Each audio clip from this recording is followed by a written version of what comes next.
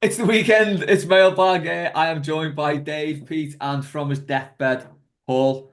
We'll get straight into it because we've got lots of questions, as ever. And we'll dive in on the hot topic. Now, it's a bit of a change this week. There was no tenuous news story. It was literally that Harry Kane offside blew my mind. Like, I just think the rule needs changing. But anyway, we'll go into this. Does the offside rule need changing? Before I read out what people have said, I'll get the opinions of the panel. Paul, go ahead. You go first. I just think it should always be daylight. There's no advantage for someone's toenail, like, being ahead, is there? The crossing one I can understand, but then that's too sort of um subjective, really, isn't it? If a defender's pushing out and a striker's coming forward and he's got momentum, it's like when Michael Keane jumps for a header straight up and Ollie Watkins comes from 10 yards away and scores, isn't it? Or you know what I mean? That's Yeah. like momentum is hard. You couldn't have that. But yeah, I think daylight to have an advantage. That's all I think. See, that's the key for me, the advantage. So Yeah. when there's a player like his toes in front or his knees in front, he's not gaining any advantage there. Obviously, unless I don't know, the ball clips in off his knee or something, Yeah. maybe. But that's like, that's one of those things you cross when you come to. But yeah, it's the advantage. There were a lot of people, like when I mentioned this on my personal account and on the Blue Room account, who were proper like right decision nerds and like not even in the spirit of the rule. It's like, no, if you're offside, you're offside. Fun at parties. Pete? I am also of the opinion it should be daylight. Obviously, the rules as they are now, I think they're a load of rubbish. Like you've already touched on, like if you're disallowing a goal based on a toenail, then you're basically just being an arsehole rather than actually trying to enforce. I mean, at the end of the day, the offside rule as well, I'm assuming was brought in to stop people just hanging around in the 6 yard box Yeah, all game. stop goal line You know, and like what I do in seven aside. Like that's like I think that's the reason why the rule was brought in the first place. I don't think it was brought in with like in 80 years' time, people are going to be going offside by because their boots are a little bit thinner Yeah, than it's just I just find the whole thing ridiculous. I am massively in favour of daylight. I think yeah, cause didn't it used to be that? Didn't it used to be because like I remember players used to like leave their foot in to keep themselves on side. It was the other way around, wasn't it? Where they'd sort of, do you know what I mean? Like they yeah. drop the shoulder one way, leave the foot in so they were on line with the defender, and then go. And I used to that was I used to enjoy that, but yeah, it's a load of Well, rubbish. that was all part of like what strikers are taught, isn't it? You play on the Yeah, shoulder, you look across the line, and if you're level, you're on yeah. side. And You and bend the run. Is yeah, it if there's any part of you that's level with the yeah, defender? Because I yeah, because I I think they do it the wrong way around. They look at it as being like the defender's the last line. It's how do I put it? It should be for me if any part of you is level, then you are on side. I think that yeah. encourages more goals, more entertaining. Nightmare for defenders, but what can you do? Well, this is the thing as well. I sort of got asked, why should attackers have like the benefit of the doubt? And it's like, well, they should really because you want goals, don't you? And Yeah, if they're not cheating, it just like makes sense, doesn't it? Because it's being used now just to chalk off goals needlessly. yeah, It's like the technology has got to such a degree now that it can measure stuff in millimeters. When people, I mean, Matt Flux said shit happens when I mentioned this to him, but it's like people can't see in millimeters. The linesman cannot see millimeters. A striker can't see if he's a millimeter off when he's got to look at the when the ball's getting kicked and when if he's on line with the defender. So it doesn't seem fair to me that if you can't physically keep up with the tech on the pitch, well, what chance have you got there? It's just blind luck then, isn't it? Whether you time you run right. Mm. yeah, So, I yeah. think I think it was I think it used to be an art. Staying on sides used to be an art for me. I think Pete mentioned it there when you curve your run and all that. And cut and keeping a line for offside as well, like Yeah, Arsenal, like exactly. Yeah, late 80s. That was an art form as well, wasn't it? an Boring, but it actual was. a real job for the linesman as well, an actual Yeah. talent being an actual linesman, like so much as a referee, regardless of what your views are on that. I think what you were describing there, Pete, is when you've got a centre forward leaning one way to just sort of get on the legs, and then you've got the defender trying to play them offside by having their body leaning the other side. And then I think that's the daylight idea, isn't it?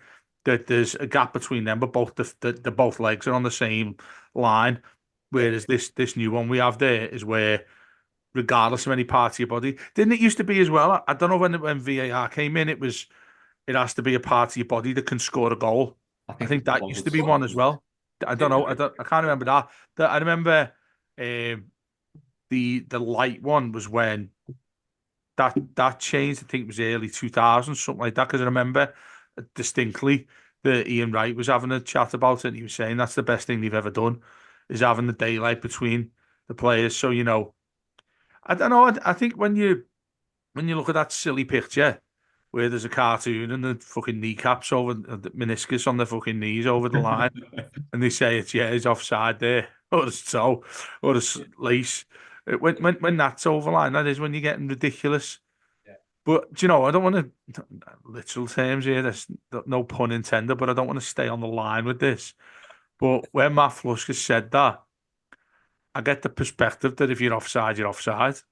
I Do know, you know but what I mean? It is, just it such. is, but he is to what he is saying. It is, Well, it is black and white. it is, and a lot of people have said that it's one of the rules that's black and white, which you get.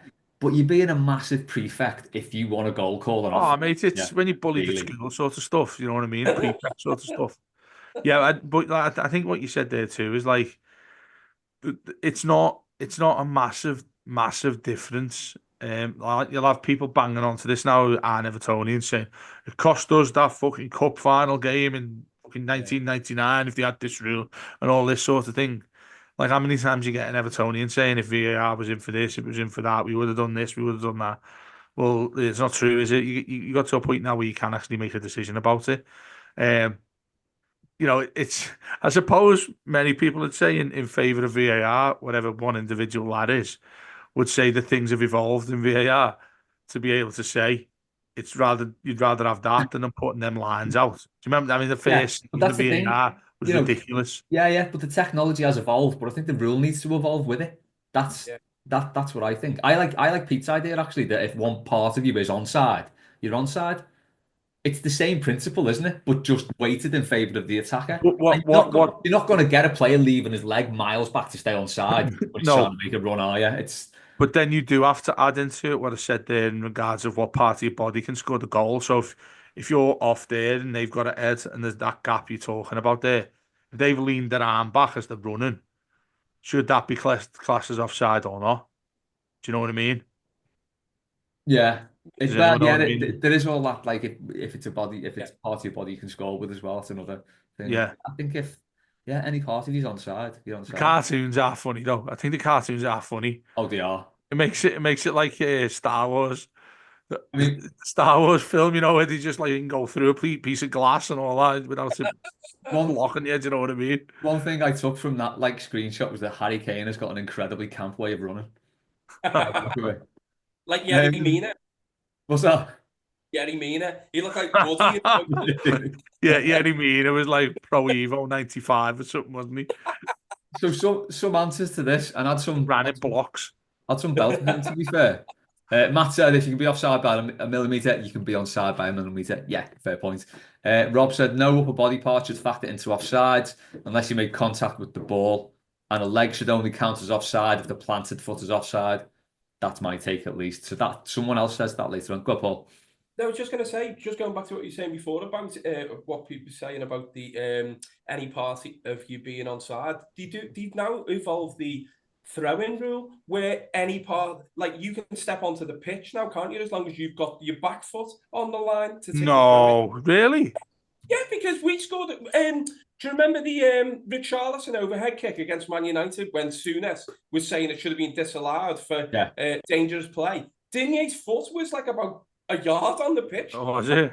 And Souness was questioning that. And David Jones is saying, no, that's the rule now. It's only like, like in cricket with a no ball, if any part of your foot is still on the line, it's a fair delivery. Yeah. But if there's a gap, I know it's not, Do you know? do take things from different sports. I mean, Yeah. don't you? Do you know what? Do you know what you've just reminded me of there? Do you remember when you had to take a throw in at school? And the Yeah. ref, I don't even know why, like refs would always say no, they wouldn't say it's a legal throw in because you had your back leg up. Did that not ref anybody else in You know school? what? This one thing that infuriates me about kids' football, the amount of foul throws. And until they're about like 13, 14, nobody even Yeah. pulled them up on it. So when they get to that age and there's like loads of foul throws, I'm like, well, we've been doing it like that for years. It's like, oh, it's so Yeah. annoying. But the What thing was is, though, the refs never fucking tell you why. They never say, "Oh, it's a foul throw because you've done this as a kid," and just teach you. It'd just be Yeah. like, "It's a foul throw, mate," and you Well, make sure you had your toes on the line. you just let them get away with it though. Like you see them just doing that to throw it in, and it's Yeah. like so annoying. I'm sure the Monday night game was the first. I'm sure it was that Forest Palace. That's the first time I've actually seen a foul throw given since. Who was the left back? Asia Del Horno used to take them from his chest. He was the Oh like yeah, yeah. would never take a throw in.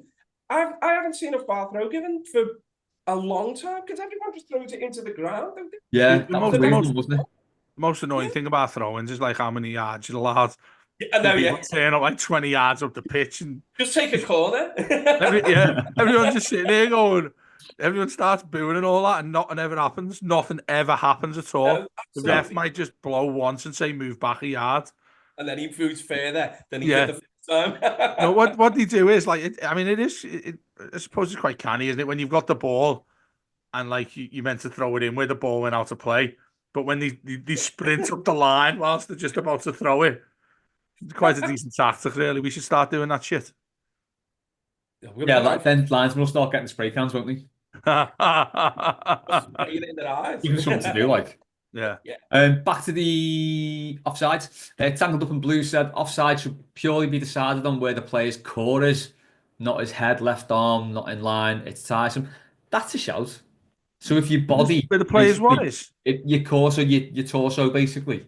So if that's in line with the defender, that makes sense as well to me. Liam said, yeah, every Liverpool player should be flagged automatically in a derby like Suarez was at Goodison in 2012. That was lovely, that wasn't it? Same with, was it Henderson? Yes. Yeah. Yeah. Oh, Oh, Henderson scored.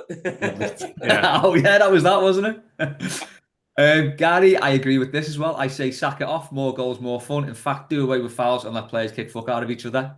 Yep, into that. Be like Speedball 2, if anyone Speed. remembers that from the Hang Atari. on a minute. What was it, the Henderson one you just mentioned there, Paul?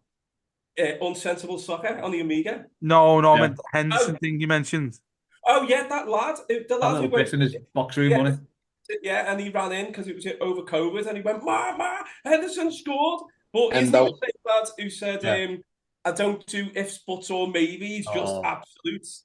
Oh, he's, about Matt. He said that Mane was the he's best ever got the player that ever existed. he's got the worst Scouse accent ever. It's Oh, is he awful. still going him? Is he still doing stuff? Probably. He does watch alongs, doesn't he? Yeah. Big fan of the show, so I've heard as well. Fiona said yes. It does need change, but in this instance, he's offside.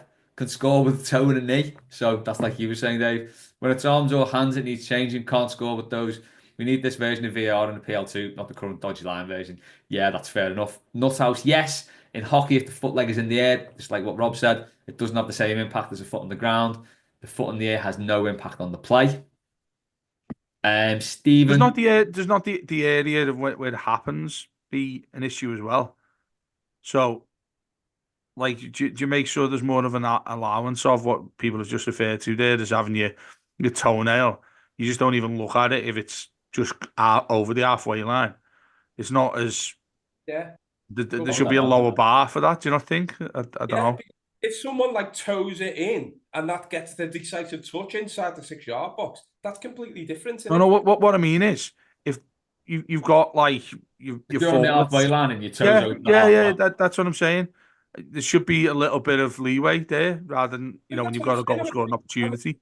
I'm agreeing with you because you probably got to have 4 or 5 touches before Yeah, you get one on one, haven't you? But if it's the first touch and it's like from a set piece or something, and it's your outstretched foot yeah, that is offside, I agree yeah. with that. Yeah. uh, Game's fucked.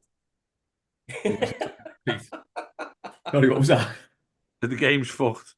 Yeah, a couple more of these. Stephen, one thing that needs to change with offside rule is the VAR angle. When you see a replay on TV, sometimes the cameras and lines are level with play. Other times they're angled to the right and sometimes angled to the left, which gives a different perspective and decision. Yeah, it's all bent. Colin, yes, get rid of the line to the side offside. How can a line on the pitch give an offside that close? Yeah, see, that's another thing as well. If you've got to start drawing lines, just say it's on. And if you need to Yeah, keep yeah, checking, it's onside. Simon needs changing. I agree. Donna's good one as well. Bring back goal hanging, back passes that can be picked up by the keeper, and legalise two footers if they're below the navel. Has anyone heard that story? Or like, I think the Copites do it quite a lot, and I've heard it a few times, saying that Dixie Dean, more than half his goals shouldn't have counted because he was offside, saying that he shouldn't be classed as a legend. Oh, it sounds about something they'd say. Who was But alive? Ratify this? well, the thing is though, like, and not to ever doubt Dixie Dean, but can you imagine VAR back in those days? There'd be a load of goals ruled out, wouldn't there? Defo, there'd be like, I mean, because loads of people, he used to be able to jump and just push the keeper in the net, and I was like, well, if he could do it, surely every player could do it. Oh, But like, back in the day when Dixie's having a bifter while he's trying to score. This is the point, though, isn't it? This is the point. The end of his fucking embassy number red there. It's offside. But he played within the rules of the game. He played within the rules of the game at the time, and no one else was able to match what he did. Yeah. So it's like saying, well, Kenny Dalglish wouldn't last 5 minutes in the Premier League now because everyone's fitter and everyone's better and everyone's faster it's like, well, he didn't. You know what I mean? Yeah. It's a moot point. You take anyone out of any generation of football and put them in the Premier League today, and they'll struggle. And I mean anyone. Yeah. Yeah, it's like the athletics, isn't it? You think of like Usain Bolt, you know, he's ridiculously broken the world record a number of times there, but would, I don't know, name someone back in the day who did it? Anyone like that, if they broke it back in the day, it's not comparable given the fitness these days and nutrition and all that. It's much better than what it was back in the day. So there isn't. I agree with you there, Pete. It's hard to compare. Yeah. The last word on this anyway goes to Mike. I've said it before and I'll say it again. The offside rule is fine, but we should only reveal VAR goal decisions at full time. That's a great shout. That's a great shout. What, like just finish the game and not know what the final score is? And we could be like, reveal it. Imagine that. You reckon Dice should still make a sub? Imagine not knowing the outcome of a game before the final whistle. It'd have dealt for us in many cases, though, wouldn't it? It'd stop you from leaving at half time. I'd still go 5 minutes, no matter what. That's actually baked into our season ticket contract. That. David Eo got to hand it to the Reds fan who posted it, but looking at Bramley Moore with the blue lights at night, does it look like a gas ring on a cooker? Anyone watching on YouTube? Pete's got a picture of it as his background, and it does look like a gas ring on a cooker. Fair play, that is a hell of a shout. Yeah, it is. I like that one, to be fair. So what's really funny about these things is that whenever anything comes out about Bramley Moore, people start fuming about it, and it's like it's still getting built. This is like the first test of the lights. The lights aren't even, if you look at it, they're not even finished yet because there's a big section that isn't completed. They're literally just testing it out. So I'm going to reserve judgment on whether it looks like a cooking ring until I've actually seen it in person, because I don't think personally that the eventual aesthetic of it will be that it'll be dots of blue. I think it'll just be blue across. But yeah, there you go. The whole thing's shite. The whole thing's shite, and it looks like it's off FIFA. Let's be honest. Burn it to the ground. Yeah. Get rid of it. Sink it into the fucking Mersey, will you? Looks beautiful, though, doesn't it? Let's be honest. Like, no, it doesn't. It looks like Schalke in the middle. When you look at that at night time, especially, and you see like the surrounding buildings and all that, I think it's a work of art. That place, love it. It looks class. It looks amazing. It's massive as well, by the way. It's massive. The photos and videos don't do justice just how big that place is. It's huge. Yeah, I can't wait to see it properly. David, that on Tinder every day, don't you, David does say though they can't criticise our stadium with their Frankenstein hole punch stadium, which that looks fucking horrible. The hole punch. Oh, it is, isn't it? Or a pram.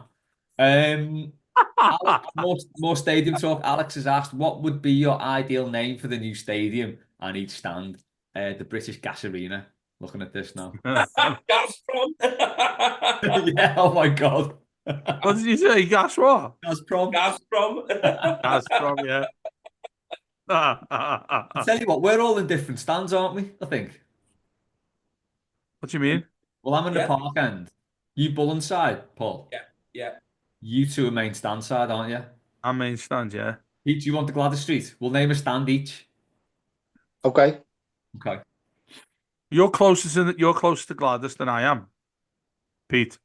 Yeah, so Are we Pete, calling it? So the thing about the way it's set up though, I know that we sort of refer to the south stand as the Gladys Street, like the big tall one. But for me, the north end looks more like the Gladys Street, and the south stand is what the park end is, especially when you compare where the main stand is.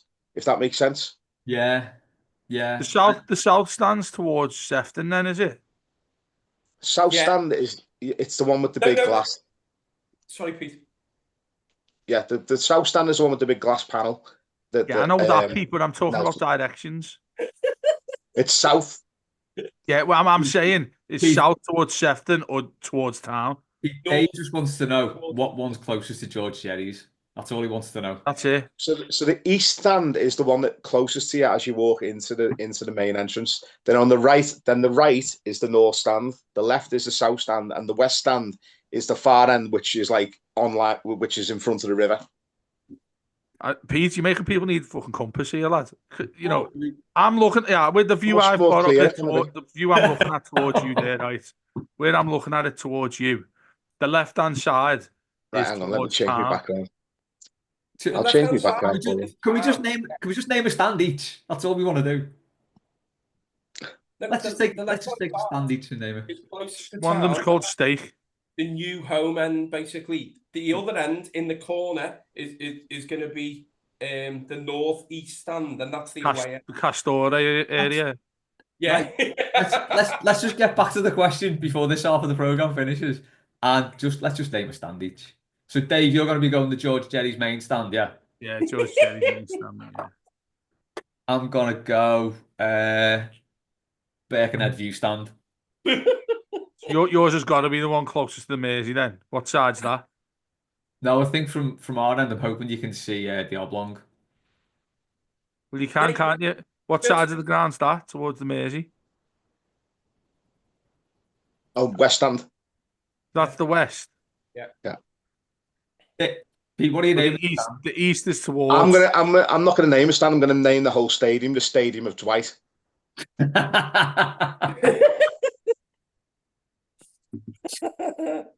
Can't really beat that, can we? Paul?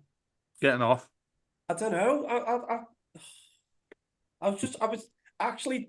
This is a struggle for me trying to think of something funny. Silence no good on radio there, Paul. You should know that, Yeah, lad. no, yeah. Silence is good. You know when it's me. Silence is actually very unusual for Paul anyway. I know. Where the school used to be, stand. Sounds a bit naughty. That's all you're getting. I know, yeah. You can't say stuff like that in front of Dave, right? We're gonna go through a. What do you mean in front of me? We're gonna cut because you're the one who always pulls everyone up. We're gonna go to a commercial break now. And we'll be back very shortly. So enjoy whatever advert gets served up, and let us know if it's anything weird.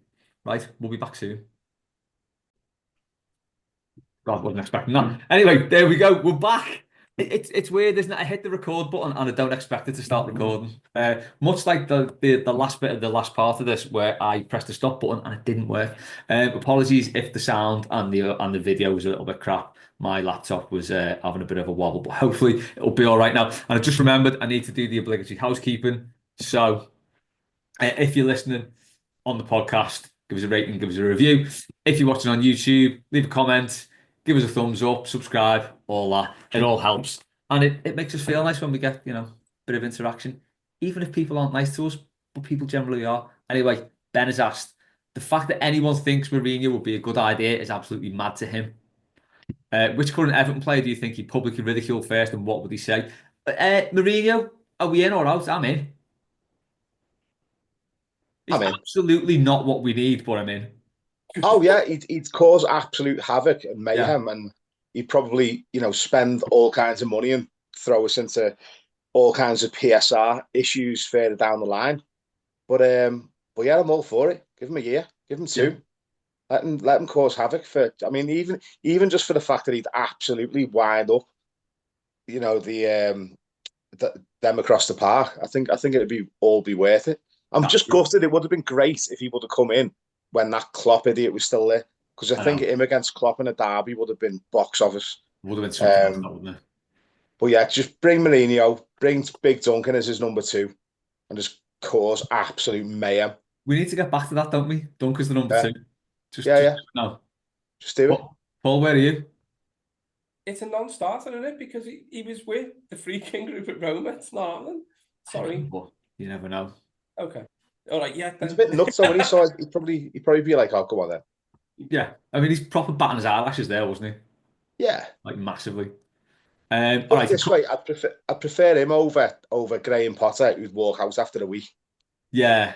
There's also, I don't know what to make of Thomas Frank. A lot of people are saying Thomas Frank could be good, but I'm not sure how good he is. I don't know. I know what you mean. I do like him, but I couldn't say that I would definitely want him. Yeah. But I do like him. I like him at what he's doing now. Yeah. It's like Potter at Brighton then, isn't it? I suppose. And then we've seen that's always greener, but that grass was at Stamford Bridge, and that's completely different, isn't it? So it is. You can't judge it. All right, Mourinho comes in then. Who's he taking a piss out of first? Mm-hmm. Who's he gonna just like completely destroy as soon as he walks in? I'd say Michael Keane, but that fella is undestroyable. Yeah, he's been through everything, and he's still like just. No, but Mourinho would turn Michael Keane into a centre forward like full time. He would. He would actually make him into a Ballon d'Or winning centre forward, as we predicted for years, Les. By the way, exactly. What's that thing? Do you remember? They all laughed at us. Not laughing now. Bob Monkhouse in it. Yeah. And who was saying then? Who do you reckon he'd go in for? Beto. Oh God, yeah. Although the Portuguese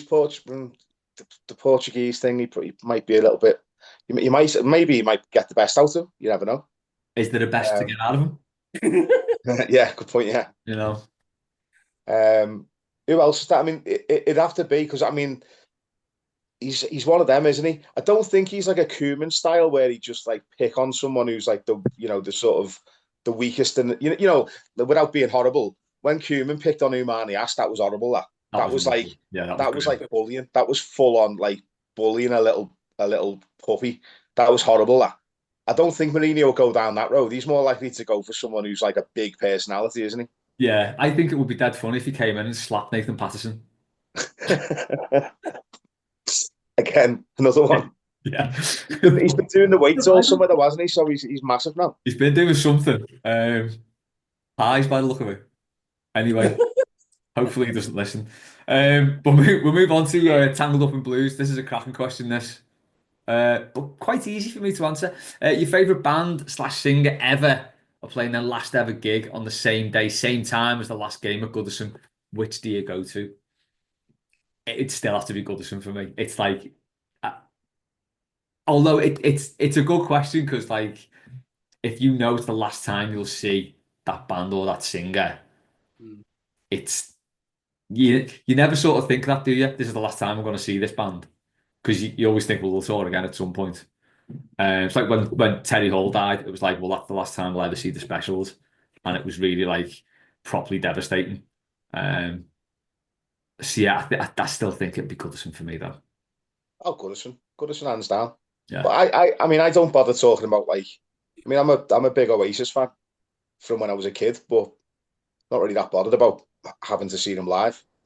But missing an Everton game, I'd feel devastated. Yeah, the final one at Goodison as well. Just any Everton game, I'd pick Everton over any music, over any concert, anything of anyone. To be honest with you, having said that though, if there are any Oasis tickets going anywhere,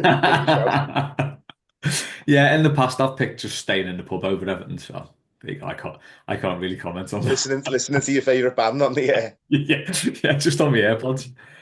Paul, what are you doing?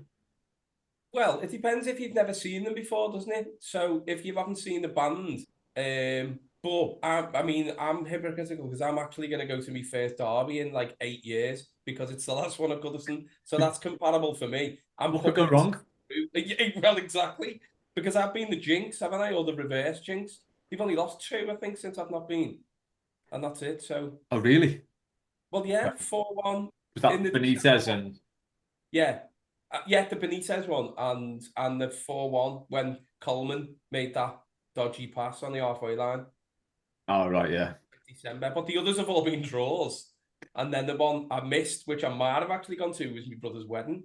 And then Tom got like his Apple Watch beat Connor Cody scored. And oh no, he hasn't. It's been ruled out. So it's like, yes, vindicated. That was Mope sliding door, that wasn't it? Oh god, yeah. One of many, like.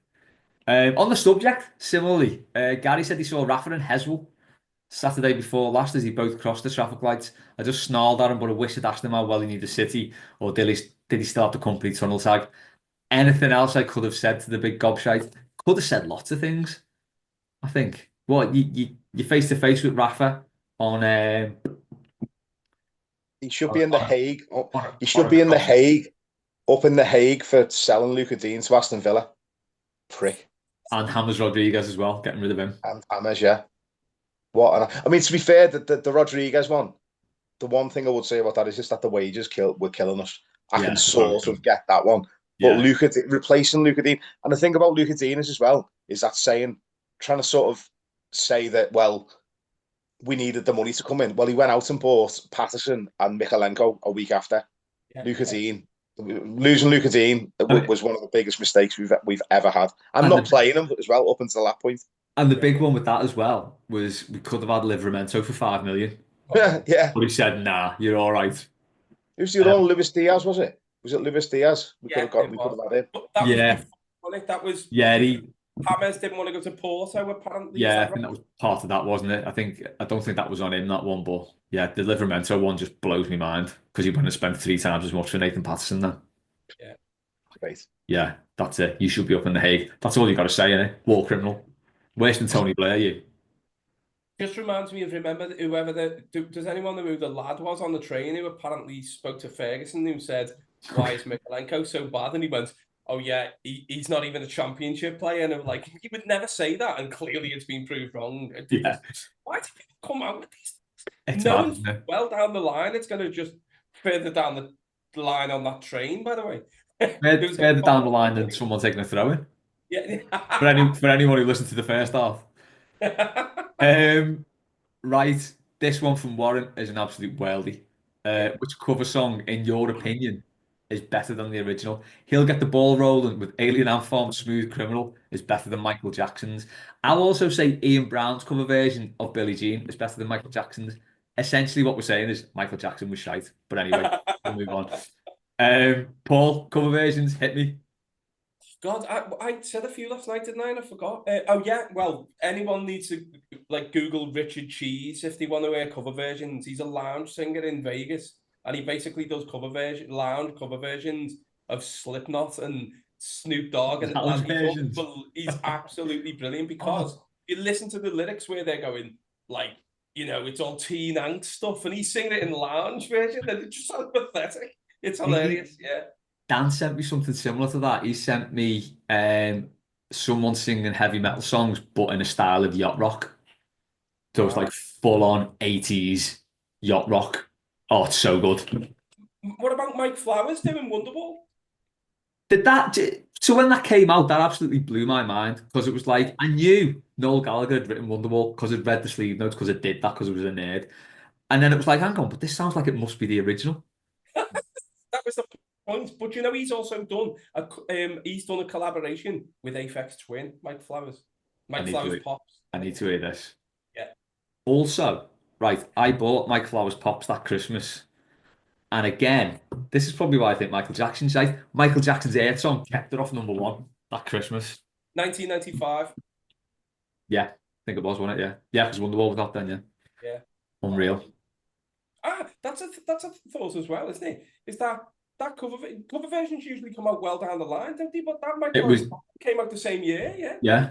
Yeah. It was just he just did it at the same time. There was a cover band as well, wasn't it, called No Way Sis? Yes. And they did I'd Like to Teach the World to Sing. And it ended up like getting in the charts. Like, did it, yeah? Like top 20. I've got the single. I've actually got it upstairs. Because it was like a thing from it. You're like, when I was a kid, I used to buy like any Oasis single. I didn't buy the Mike Flowers Pops one because I just thought that was like, I just didn't like it. But then the Oasis one I've got, yeah, it's somewhere. But I was going to say one of my favorite like covers by Oasis was I Am the Walrus. Their version of I Am the Walrus was brilliant. It's amazing, isn't it?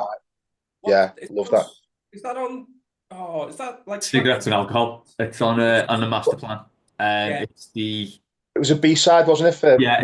cigarettes and alcohol, I think. It is, yeah. It's the one with the sand on the front, isn't it? And it's no, that's Isn't it? Roll with it. With the is it? beach. With it on the beach. I have them cigarette boxes as well and the CDs. Oh, I've got them. Yeah, I got them, yeah. Yeah, me too. It's when you look back at that, it was like a lot of, because I mean, bear in mind, like a lot of people a lot of kids back then, like the Oasis, like I was like, when they were in their peak, I was like 8 or 9. Oh, wow. And I loved Oasis, but again, I mean, I'd buy all the merchandise and all the posters and everything with them all smoke, like cigarettes and alcohol and all that. No wonder I ended up going off the rails a bit. Might as well do a white line. Yes, lad. The one for me as well is the B-side to Don't Look Back in Anger, Step Out, which is it is just uptight Stevie Wonder. I was about to say, yeah, he's he even he sued him, didn't he? Yeah, well, it's on the credits, like on the song, it actually says Morris, doesn't it? Which is okay. Steve Morris, yeah. Ah, right, yeah, because it is like just a complete like rip-off. Yeah. I mean, he wasn't averse to nicking the odd chord or two, but this is like okay, right? Yeah. Hello as well. Hello, it's good to be. Gary Glitter. Yeah. Well, that's obviously this is obviously that the Oasis version is a better version. Oh, clearly. Like, yeah. That used to be a 70s song, football song as well. Park End Aggro. Bring it back. Bring it back. Hello, Park End Aggro. Park End Aggro. Is that what they used to do? Yeah. There you go. The best one for me has got to be, because it's a sample and a cover, Sugar Babes Freak Like Me. So what a shout. It samples Our Friends Electric and it covers Adina Howard, Freak Like Me. Yeah. Real hell of a shout, that. Yeah. It's incredible. That's an underrated tune, that, by the way, Sugar Babes. It's immense. Yeah. Ben Said Wings version of Love Is Strange, which was originally a hit by Mickey and Sylvia in 1956. There's a lot to be said about like sort of Scouse house type music as well. Like that sort of from sort of like 2005-ish, and you'd had like Clouds Above. Take me to the clouds above, and it was like there's loads of songs from like that sort of era where there was loads of Boss Little remixes that come out. Are they samples though? Yeah. Rather than covers.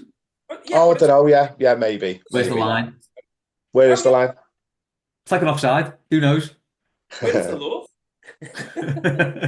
Paul's just found God on the podcast. Wow. Speaking of which, I don't know where Dave is. He's gone. But anyway, hopefully he'll be back before. Is he in your cupboard, Paul? He's not in there. Oh, hang on. No, he's not in the drawer here either. Don't know. Peter's anywhere around you? Nah. Is he in Goodson? Is he in Bramley Moor? Sorry. Cooking a steak on top of Bramley Moor. Jack said Springsteen, Night Shift, Arctic's Love Machine. That's a great shout. Shout that, Arctic, yeah. Julia, I mean, Love Machine's one of the greatest records ever recorded anyway. The cover version's great. Julia Jacqueline, Someday. Liam said 100% has to be Burning Down the House by Tom Jones and the Cardigans. Burning Down the Grouse? Burning Down the Grouse, yeah. Burning Down the House. There was like a little era though, wasn't it? Like sort of around that time. Do you remember Tom Jones did? Was it called Reload or something like that? Yes, it was. Yeah, he did, yeah. I think, yeah, that's it. Yeah. And then around the same sort of time, there was a Radio 1 used to do a Live Lounge album every year. That's what the Arctics was on, wasn't it? Yeah. That Love Machine one was on the first or second album, and I just remember that entire whichever album that one's on. There's loads of amazing cover versions of it. It's brilliant. On it, sorry, it's amazing. But you might think I'm lame, but on that exact album, I like Sam Sparrow's cover of American Boy. It's absolutely because his voice is brilliant. But it's then when I was singing along and I was going, hang on, he's actually talking about, yeah, I can't sing that because it's like I'm talking about men. And I don't want to do that. It's fine, Paul. You know, No, just it's fine. No, it's fine. No, It's I that. meant It's I know. we're in for If there's something Mailbag you want to Friday. tell us, it's a safe space. It's fine. Go with it. Yeah. I Rob was going said, to say Ted. Is it Teddy Swims? Is it? He does loads yeah. of. He's brilliant. Is it Teddy Swims? The fella I've got him on Instagram, Yeah, and he's it just is, got yeah. this incredible voice, and he's always posting like little clips of covers that he does. He's amazing. He played the Olympia in about May this year, you know. oh really? Yeah. Yeah. Rob said Smashing Yeah. Pumpkins version of Landslide is better than Fleetwood Mac's. Tommy M cooked the books version of Stevie Wonder's Living for the City. So this isn't on Spotify, so I went on YouTube and looked for it. It is great, like, but the video when it starts, it's got like a lad in a Lecoq jumper with a wedge haircut, and then there's a girl stroking a curly-tailed council estate dog, and it's just the most 80s Liverpool thing I've ever seen. I think absolutely incredible. I Cover like it. that. What's that? Who's done the cover? Cook the Books. The Liverpool Oh, band from like mid-80s. yeah, sorry, I didn't know what you said. Yeah. Oh, I'll have to find that because, like, Yeah, it's on YouTube. What's the video? The video's class. And one more for me that I always go to is Condition. Just dropped in to see what my condition was in. oh yeah. Supergrass version of a Kenny Rogers song is absolutely brilliant, especially when you consider Supergrass did that when they were about 16, I think, because it was the B side to All Right. All Right and Time was the double A side. That was the B side. Incredible. So good. With that young. I love Gaz Coombs now. His solo stuff now is absolutely Oh, it's so great. underrated, So isn't he it? he supported Johnny Marr at the Olympia. That's And right. honestly, him on stage as Gaz Coombs compared to him on stage with Supergrass, completely different. He Isn't does it? the whole like talk to the crowd, stage frontman stuff as Gaz Coombs. When he's with Supergrass, they literally just come on, blast the songs out, get off. They always have done, and they play them perfectly, like no perfect. That's such a In It for the Money is my favorite 90s album. Oh, it's amazing. I've always said that, but his solo stuff is absolutely It's class, isn't it? brilliant. Just going back to the last game at Goodison, I can't wait for my weekend there. Half man, half biscuit in the Lake District.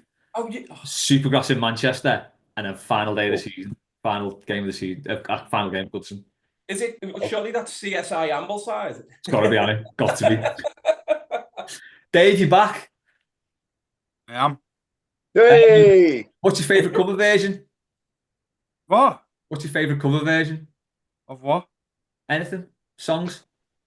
Favorite cover version of songs? Wow, that's a big question, that. You'll have to come back to me on that one. What have you said Okay. so far?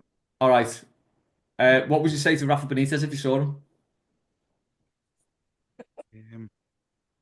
I'll probably ignore him, and then like when I get a few yards away, turn back and say fucking cunt. And just carry on moving. Fair enough. And Mourinho, yes or no? Yes. Sound. Right, Chris has asked if you could only have one meal for the rest of your life, what would it be? His would be pie, mash, veg, loads of thick gravy, any time of day, all year round, which is a hell of a shout, especially at this time of year. Yeah, that is a very good shout. Mine would be pizza because I'm just a boring fuck and I really like pizza. Pete? Pizza's a great shout. I would have my mum's spaghetti meatballs, like Ooh, the just proper like a mama. homemade spaghetti meatballs, everything done from scratch. She absolutely smashed it out the park. But I don't get it too often because it's like, got to put a special request in Yeah. if you ever want it. What But about our yours? Alex will literally come over. He'll come over from Spain for it. It's that good. My mum's spaghetti meatballs. Right, that's 2 pasta night, 2 hours now, Pete. Yeah, We need to sample your pasta and your mum's now. yeah. 100%. She does an amazing lasagna as well. Oh, Homemade 3 nights. lasagna. There you go. Everything from honestly, it's just like Could you push it to a week? I'm in. yeah, one a day. Paul? Italian based again, yeah. And again, along the same lines as Pete, my mum's chicken pasta bakes, they're just unrivaled. Although my mate does a good one, and I've started doing one as well. I've actually got half of one that I cooked last night, still in the oven with chili flakes. Game changer. Chili flakes improve everything. Yeah. I'm thinking Mailbag come down with me now. Dave? Standard answer, mate. You know what I'm going to say. George Jerry's. George Jerry, mate. George Jerry. Just in case people don't know, run us through your George Jerry's order, Dave. You know, people could get this tattoos really. You've got to go in and you've got to say, they don't do a different size of kebabs. You don't need to say large or small. They just do it like a standard size of kebab. So you need to get a couple of them, I think. But anyway, the they throw the pita bread into a toaster. Whilst you're doing that, they'll say what you want on it. I personally just get onions and tomatoes and just on the meat. And they do what I mean. What chippy now do you know does coleslaw? Like it's just fresh on its own. You just get a spoonful and put it in. I don't think you see it. It's not a modern day thing these days. Nope. Then I have to get some of the best. I mean, the best tahini you can ever taste in your life. I get it filled up with that, and then filled up with sweet chili. It's not sweet chili though. It's just called sweet chili, but it's not really sweet chili. It's different chili. Sounded quite cynical when you said that. Yeah, and that's another night we need as well, the George Jerry's night. Right, one go with this, everyone. Pete first. Oh, God. Can you say Peggy Babcock 3 times in a row without fail? No. What is it? Peggy Peggy Babcock. Babcock. Peggy Babcock. No. I can't say it once. Paul? I actually was saying this last night and I thought this is easy, and the second time I absolutely ballooned it. So Peggy Babcock, Peggy Babcock, Peggy Babcock. But I've done it slow, so I've cheated really. Yeah, a little bit. Peggy Dave? Babcock. I can't do it. Peggy That's too long. Babcock, Peggy Babcock, Peggy Babcock. Oh, fuck's sake. Oh, But the So first confident. two, right? Peggy Babcock, Peggy Babcock. No, fuck that. No, can't Peggy do that. Babcock, Peggy Babcock, Peggy Babcock. Peggy. No, Peggy I Babcock. can't do it once. Who's Peggy that? What is it? Peggy What? Babcock. Bab. Babcock, yeah. Babcock. Yeah. Peggy Babcock. Yes. Peggy Babcock. Peggy Babcock. Yeah. Right, we'll go the other way round. Dave, Irish wristwatch 3 times, please. Irish wristwatch, Irish wristwatch, Irish wristwatch. Oh, landed it. Paul? Irish rich. No. I I didn't say it once. Pete? Irish wrist. I can't do it slowly. Irish wristwatch. Irish. No.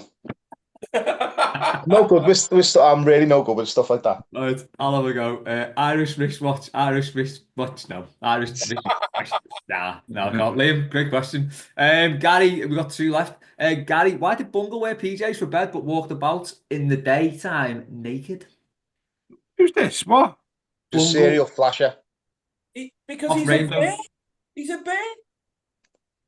Yeah, it's true. A lot to be said for that, by the way, because there's a lot of those like sort of Muppet, like the Muppets and all that sort of thing, and like Sesame Street. A lot of them do that. They walk around, like Big Bird.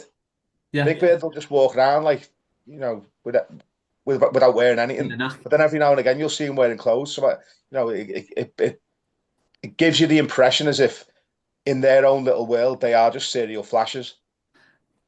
You talking about Bungle? Yeah, yeah. Oh, sorry. Yeah, I thought that's what. Yeah, some bad things go on in Rainbow, don't In the they? Rainbow House. Yeah, some dodgy stuff goes on there. Banging our twangers. Don't know what's going on. Don't know what's going on with George. By the way. The things that Rod, Jane, and Freddie have seen. My God. Yeah, George and Zippy used to share a pair of hands, didn't he? He just had 1 arm each. What's his name? Roy something it was, wasn't it? Michael, why are you walking around in pajamas on? Making all that fuss again? And stuff like that, yeah. But this fella can't say Irish watch 3 times. Yeah.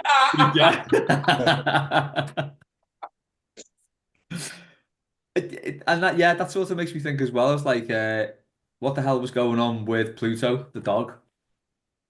Why was he like a dog? Why was he in Rainbow? Yeah, what was he doing there? And Goofy was like a dog, but he wasn't like a pet dog. What the hell was the deal with? Yeah. That's a That's a good cartoon. point, that. Though, Pete. Was he meant to be a dog though, Goofy? I thought that he was meant to be like a cow or something. That it turned out. Oh, is he? I'm sure there was something mad about Goofy. Right, check it. I mean, Goofy was meant to be Google a that. cow. there's a lot. Google that. It There's a might not lot be a that's just, cow. It's something. It's something like he's not meant to. Like what the creator basically said that he was never defined as a dog. Well, well, Walt Disney, that'd be able to. Wikipedia said he is a tall anthropomorphic dog Oh, fair enough. who typically wears a turtleneck and vest with pants, so no flashing from Goofy. I've got a joke about Goofy. Go on. I don't know if I can tell it though, but I'm Yeah, sure you can. Pluto said to Mickey Mouse he thought Minnie was having an affair, and he said no. He said she's got buck teeth. Oh no, I thought you meant she was fucking Goofy. Sorry, Dave I've just looks wasted murderous 10 after seconds of hearing your life. that. Dave's not taking that well at all. No, he's not at all. Right, last one before Halloween. Last question before Halloween goes to Maggie. Could a vampire policeman enter your house if they had a warrant? Vampire police. No, Yeah, because he needs to be invited in. He still needs to be invited in. but he's got a warrant though. Does that not? Not invited in. No, it's by the pair. Like the rules of engagement with a vampire is that you've got to physically invite them. Be invited. They can't overrule that. Do you know what I mean? Do you know what does that really well? What film? Fright Night. Like, Yeah. you seen the original 80s Fright Night? It's so No. good, and it does that really well. They inviting him in. Dead funny. Yeah. It's interesting talking about this with Halloween coming up, because I've never seen Beetlejuice before. Oh, And really? Yeah, she's adamant she wants to go and watch the second one that's just come out. And we're gonna go to pictures tonight. So she said you're gonna have to watch it today or yesterday, Beetlejuice. I watched it for 5 minutes. Oh. I've never seen a worse film. Oh. The biggest pile of shite I have ever seen Dave. before. It believe didn't even make sense. You haven't even seen Beetlejuice if you've only watched it for 5 minutes. You haven't even seen him. Obviously. That's what I mean. I'm not continuing with my precious. I'm not continuing my precious time, and I've gone 5 minutes thinking it's shite. Dave, you've got a season ticket at Everton. You say Everton season ticket 3 times. And the Candyman appears. About to say, More pie appears. Yeah. Is anyone doing anything fun for Halloween? It's my birthday. Is it? Can't you tell by looking at my face? Come on. The excitement. Yeah, I'm gonna watch Everton the Benitez years. Followed by Everton just the Mike Walker years. the Mike Walker years, yeah. I like slagging the kids off. Do you do like trick? You know, like when it's like trick or treat? Would you? No are you one the does. type Yeah, but that's it. I mean, no one does tricks, dude. Is anyone? It should come back. That I'd love to be able to just like throw flour and eggs on kids as they go past. Yeah, it won't be that in these days, mate. You probably get slapped by someone, don't you? It's what happened these days. It's funny though. Get the hose. You know what I mean? Just like. You know what? There's my head in as well. Like the kids don't dress in decent. The kids don't dress in anything decent these days, do they? Yeah, that's what I mean. Said that. Ignore me. I'm not talking about how kids dress. Stop it. Right. I think maybe we should leave it there then. Tell us your Halloween plans in the comments. Whether it involves throwing flour at children, which is a great shout, Pete. Just assumed on the doorstep, just antique them straight away.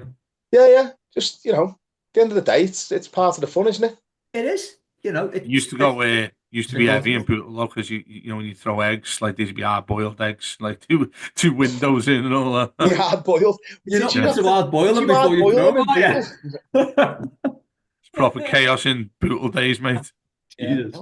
The L20 went a bit mad on Halloween. Right, if you're doing anything on Halloween, just make sure it's not in brutal. That's it for this week's Mailbag. Enjoy your Halloween, whatever you're doing. Enjoy the toffees against Fulham. If you're watching this before the game.